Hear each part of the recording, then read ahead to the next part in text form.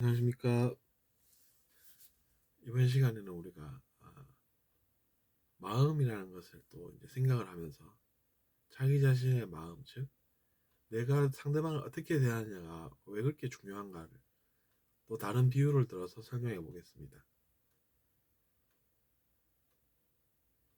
내가 상대방을 괴롭혀도 내가 잘 될 수 있다. 혹은 우리가 잘 될 수 있다. 라고 생각하면서 산다고 쳐봅시다. 그러면 어떻게 되는 줄 아십니까? 나중에 똑같이 됩니다.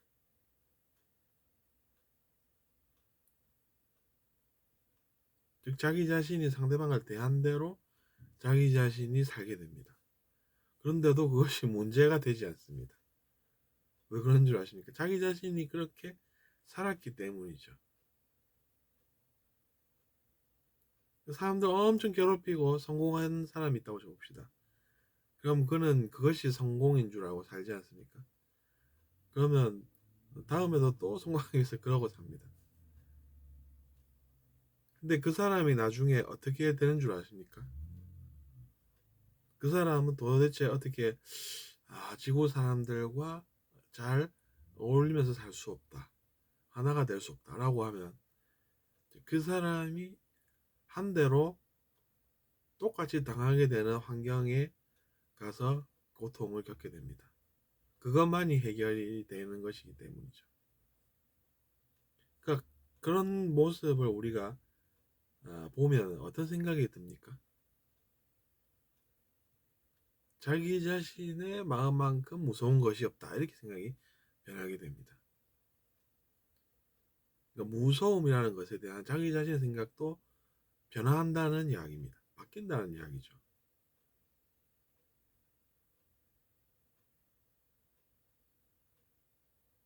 그리고 지구의 사람들과 하나가 될 수 없고 그 사람이 앞으로도 계속 그렇게 할 것이다라고 하면 이제 지구는 또 보호받아야 하지 않습니까?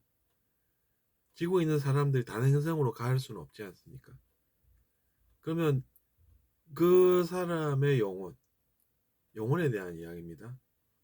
그 사람의 영혼이 그러면 어디에 가야 적합한가?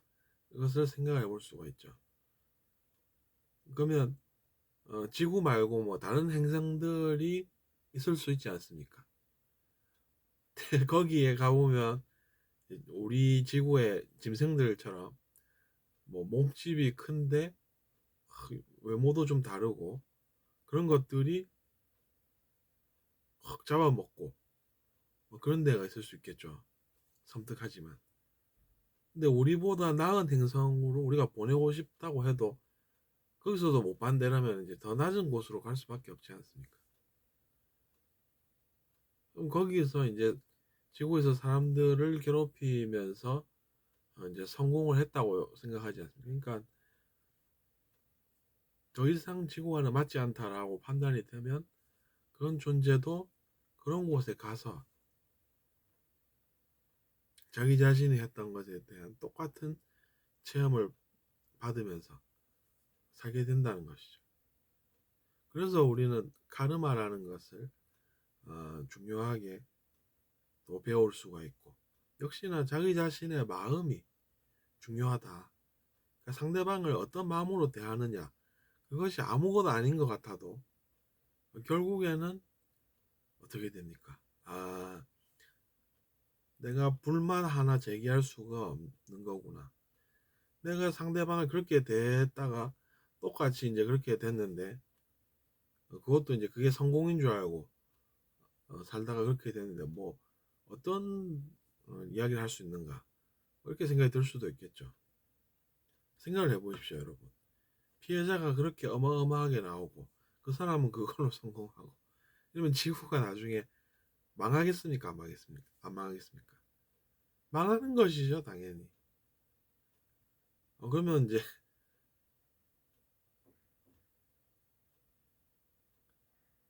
어떻게 지구가 돌아가겠습니까?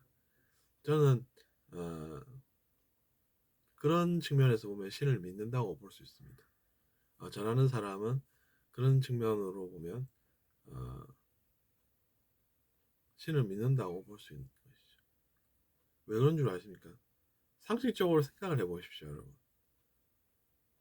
신도 사람하고 똑같은 생각을 하시는 존재다라는 것이고, 여러분이 생각을 해봐도 그렇지 않습니까? 사람들을 괴롭히면서 성공한 존재가 있다고 줘봅시다. 그 존재가 어떻게 돼야 되겠습니까? 그 존재가 어떤 체험을 하겠습니까? 그 존재가 어떤 체험이 필요하겠습니까?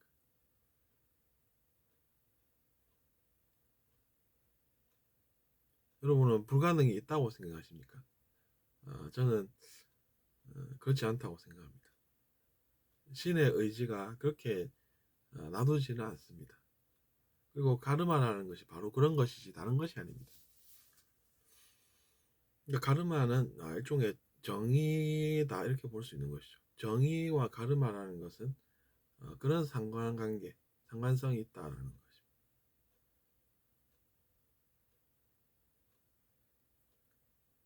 그러니까 당연히 이제 자기 자신의 마음을 우리가 잘 관리를 해야 되겠다.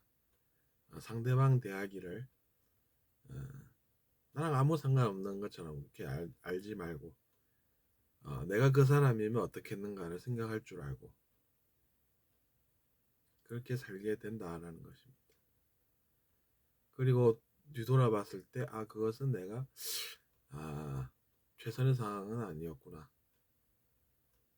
내가 그때 그렇게 행동하는 바람에 그 사람이 그런 것을 겪게 되었다. 그러면 이것은 내 실수가 맞구나. 그러면 내가 마음을 다해서 죄송하다고 마음속으로 사과도 한번 해보고 그 상황을 어떻게든 내가 풀어봐야 되겠다. 해결해야 되겠다. 라고 하면 신은 우리에게 그런 기회를 또 주십니다. 그래서 내가 속으로 죄송합니다. 이렇게 이야기를 하면 바로잡아진다는 이야기입니다. 그것이 일종의 말하자면 영적 체험이라고 볼 수도 있습니다. 영적 체험이라고 하는 것은 자기 자신의 마음을 자기 자신이 바꿔보겠다라고 결심을 하고 노력을 해갈 때 우리가 또 그렇게 좋은 기회도 얻을 수 있는 그런 체험입니다.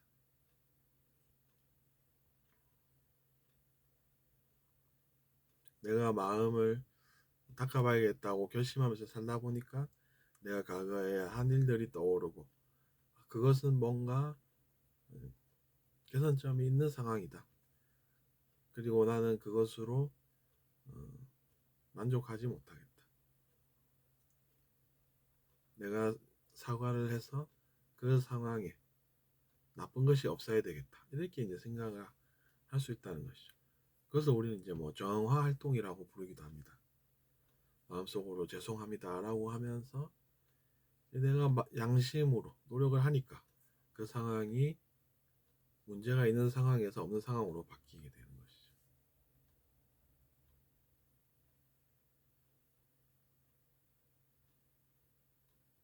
그리고 이제 불교에서는 일체 유심조라는 표현을 또 씁니다. 일체가 마음이 만든 작용이다. 근데 그때 그 마음은 누구의 마음입니까? 바로 자기 자신의 마음이라는 것이죠. 자기 자신의 마음이 모든 것을 만들어내고 너가 다 잘못해서 그런 거 아니야 이런 차원이 아니라 내가 마음을 내면 세상이 만들어지니까 지금부터라도 내가 뭔가 내가 잘못한 것 같다라고 하면 양심으로 마음속으로 죄송합니다. 이야기도 해보고 대상이 누구가 한 분을 정해서 마음속으로 죄송합니다. 라고 여기면 그리고 마음으로 한번 이야기를 해본다든지 해보면 이제 그 문제가 해결이 된다는 것입니다.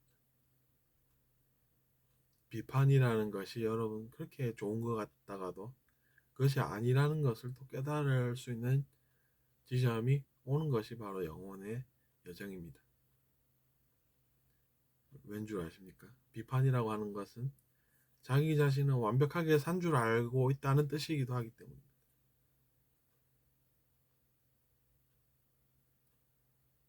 근데 돌아보면 우리의 마음은 닦을 구석이 있다는 이야기입니다. 근데 그것도 자기 자신이 비판을 하다가 그것이 성공이 아니라는 것을 깨닫는 지점이 오고 나서 깨달을 수도 있습니다. 하지만 어쨌건 자기 자신이 어디 서 있던 간에 마음은 중요한 것이 분명합니다. 상대방에게 내가 지금까지 어떻게 됐던가, 그래서 세상이 나의 선택으로 인해서 어떻게 변했는가를 알면 알수록 우리가 양심이라는 것을 더욱더 중요하게 생각하게 되고, 비판으로 내가 뭔가 나의 뭔가를 지켜야 되겠다라고 생각하고 그렇게 상대방을 공격하고 뭐 이런 영혼도 결국에는 그런 것들을 다 알게 된다는 것입니다. 어쨌든 그래서 자기 자신의 마음으로 모든 것을 다 만들어내니까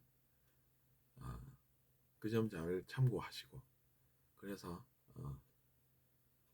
여러분도 예전보다는 더 나은 마음으로 사시면서 많은 것들을 누리시기 바랍니다. 감사합니다.